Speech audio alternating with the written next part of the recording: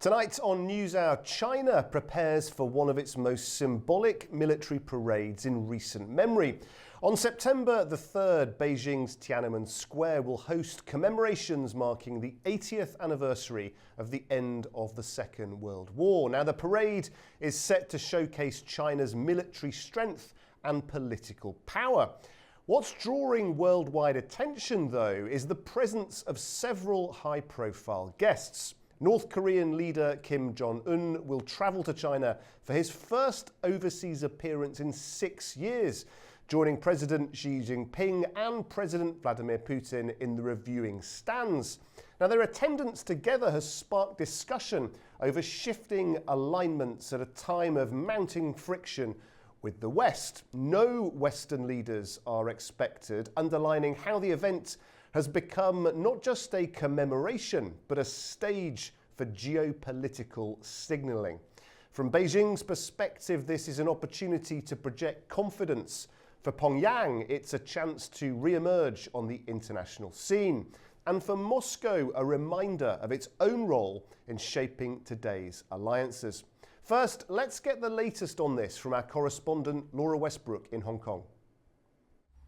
The parade on September 3rd will feature ground troops marching in formation and armoured columns, showcasing China's growing military power under President Xi Jinping. China is Pyongyang's most important ally. North Korea's economy depends heavily on China, which provides almost 90% of food imports. Analysts say North Korean leader Kim Jong Un's upcoming visit is expected to show the strength of their ties and a pointed signal to the United States. Earlier this week, US President Donald Trump said in a meeting with the South Korean president that he wanted to meet Kim Jong Un again.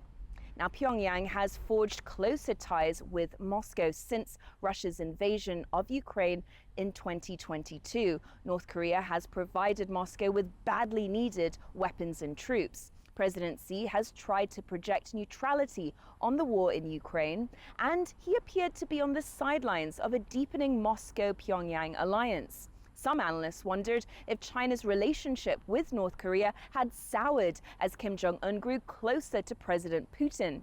But the North Korean leader's visit to Beijing next week suggests otherwise. Russia counts Beijing as a strategic partner. It's been hit by multiple rounds of Western sanctions imposed after its invasion of Ukraine. Analysts say Kim's appearance alongside Putin and Xi is set to show the growing ties among the three leaders and signal a willingness to push back more openly against a world order led by the United States. Laura Westbrook for Anewz, Hong Kong. Now, let's just take a look at the history between Xi Jinping and Kim Jong Un. North Korea's Kim Jong Un is expected to attend China's military parade in Beijing on the 3rd of September.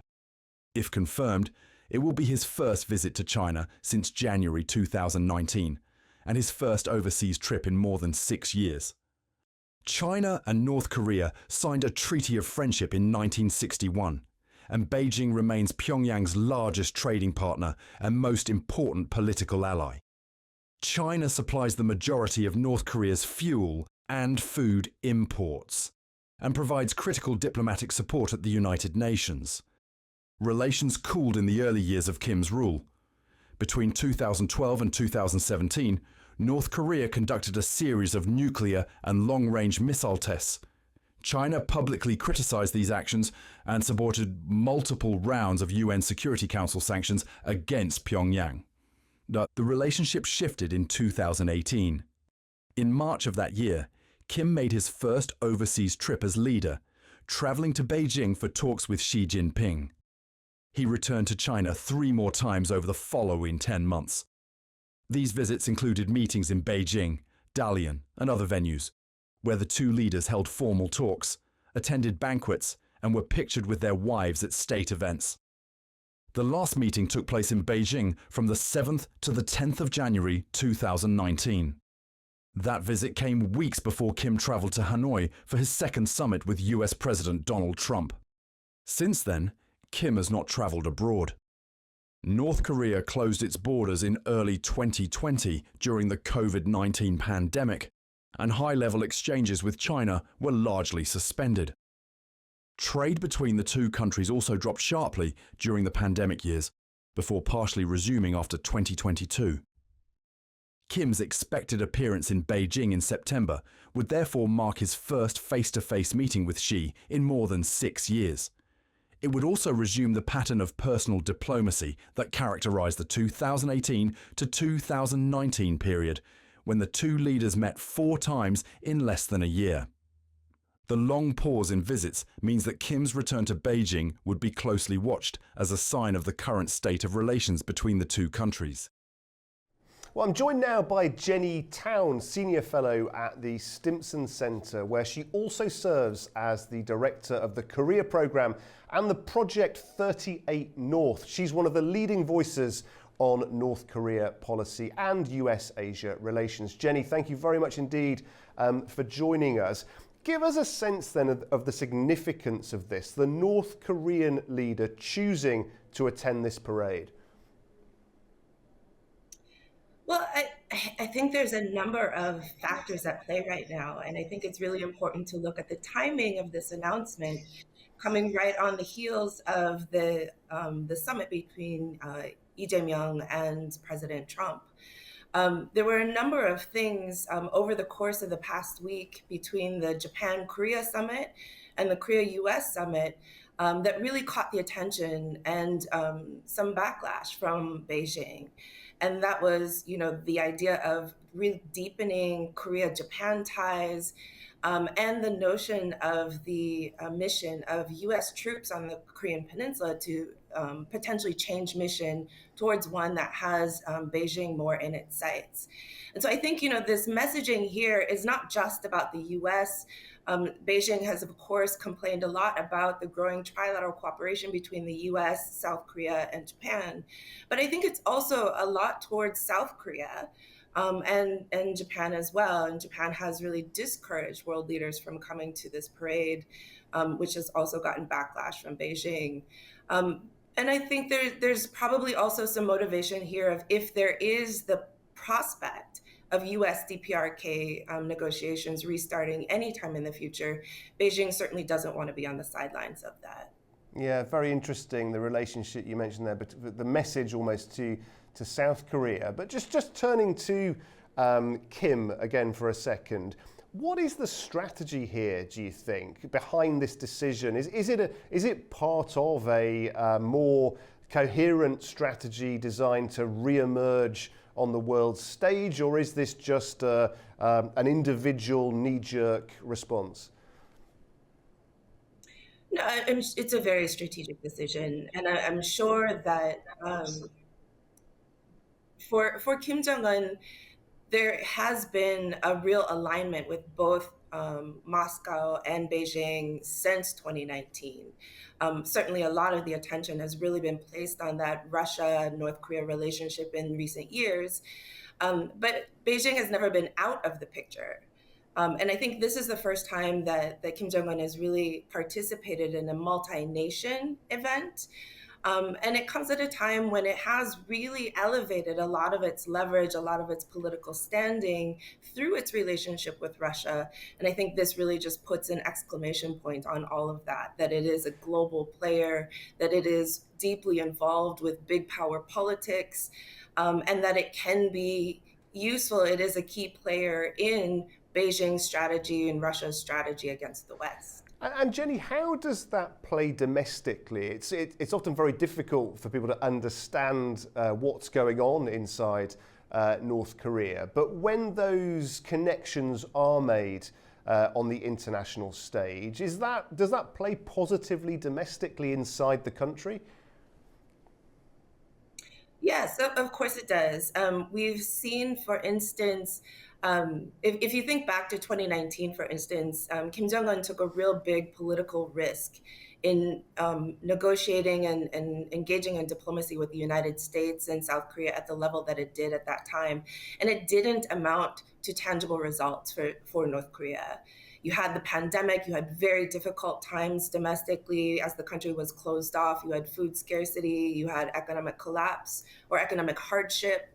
And now what you have is coming out of the pandemic, you've had incredibly strong political wins for Kim Jong Un in his summits with Putin, in the tangible results that those summits have brought about through the Comprehensive Strategic Partnership Treaty, but a lot of economic development, a lot of trade, a lot of aid, but also a lot of big political wins and having a place in the global political stage. And so I think, this again really foot stomps that place that Kim Jong Un is growing into, and creates a lot of real political wins and diplomatic wins that Kim Jong Un hasn't had or wasn't able to really solidify back in 2019. And Jenny, just turning back to China, what is the strategy, the overarching objective? What is Beijing looking for to get from this parade? We know that it's bigger than ever before. We can see some of the geopolitical reconfiguring going on in the world. What is Beijing's mindset in terms of what it wants this parade to achieve? Well, I think it really reflects, again, the real push for this notion of US-China competition. And so the more we push into and the more we lean into this narrative, the more that Beijing has to demonstrate that they are competitive. And so this is one of those areas in which, if the US is going to make this super confrontational, that Beijing is going to answer that call. And so you see a real solidarity amongst what is growing to be kind of an anti-Western network of common cause, with, again, major powers and strategic powers. So even though Trump is having meetings with Putin, Beijing is also having meetings with Putin. Beijing is showing its newer military. It's showing its, if the US is emphasizing its allies to meet US strategic interests, that Beijing is going to do the same. So I think there is a lot of signaling meant for the United States in this parade coming up. And a lot to the domestic audience as well, that that the country is strong and won't be intimidated by the West. And you've said, Jenny, that this is clearly a very strategic move by North Korea. How do you think Pyongyang might use this moment then to strengthen ties with China? Can we expect trade deals, MOUs? What's going to be the follow-up strategy? I don't know that this is meant to be that level of tangible kind of working level, especially since there's multiple nations there and multiple world leaders there. I think it's much more symbolic, and especially given the short notice in terms of preparation. Of course, we don't know how long ago the invitation went out, but the short notice in terms of actually announcing that he would go. It seems much more of a show of solidarity than a working level meeting. And so you might get, a handshake, but I wouldn't expect to see any major agreements made. You might see a reiteration of cooperation, or maybe some signaling about the depth of or the beginnings of some kind of more trilateral between Russia, China, and North Korea cooperation that might grow from this. But so far in the past, Beijing has really avoided leaning into that narrative too much, and instead has really always talked about those relationships as separate bilateral relationships. So I think I would be surprised to see if there was more substance to this than just the photo op. And talking about those different relationships, we were all surprised to see the meeting of President Trump with the North Korean leader. We're less surprised to see China meeting with North Korea. But do you think that this could be an opportunity for Kim to potentially have conversations, initial meetings with other world leaders too? It definitely would be the first time that Kim Jong Un would meet some of these other leaders.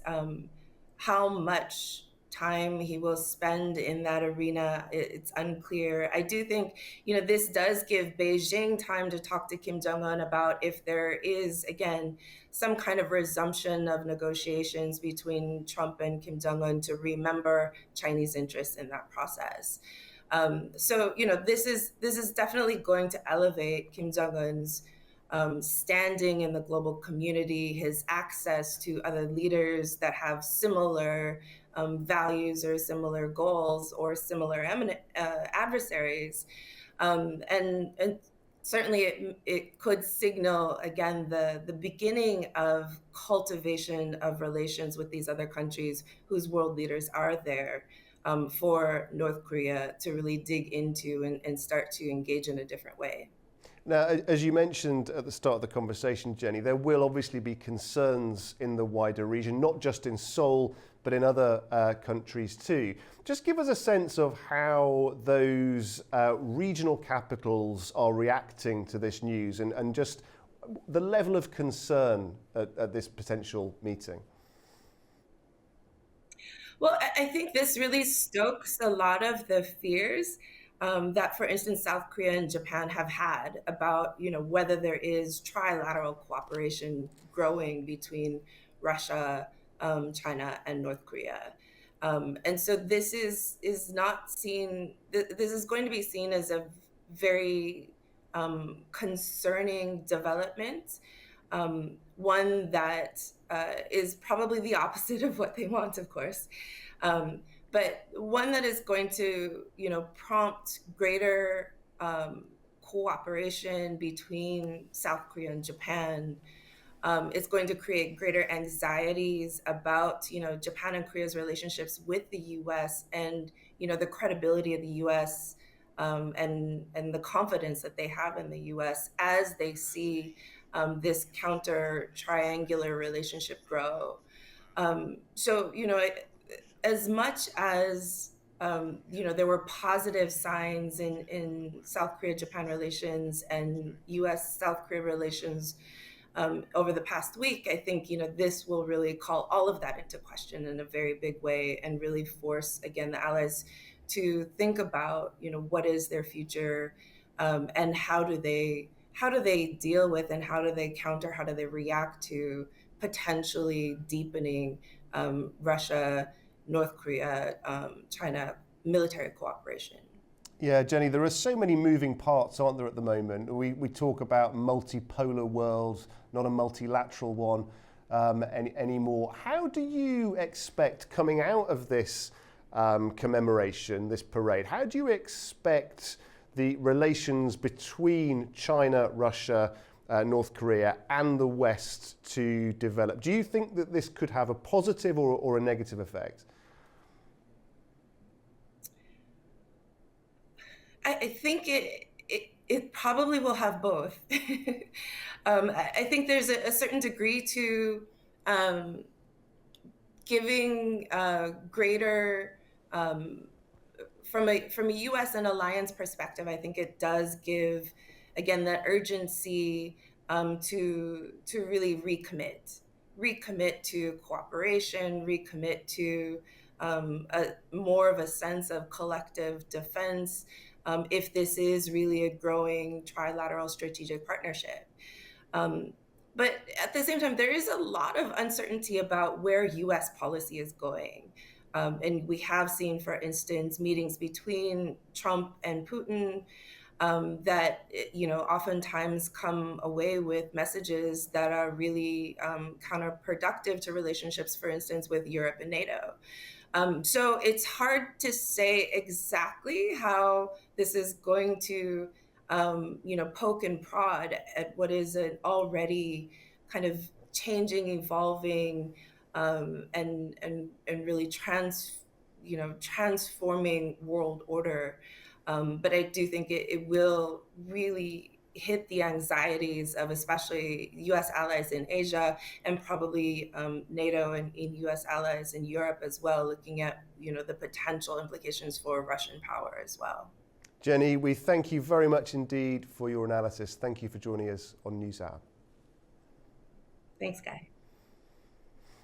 Okay, as Beijing stages its parade then, the attendance of Xi, Putin and Kim has added layers of meaning far beyond commemoration. For China, it's projection. For Russia, reassurance. And for North Korea, re-emergence. Symbolism alone will be read as strategy.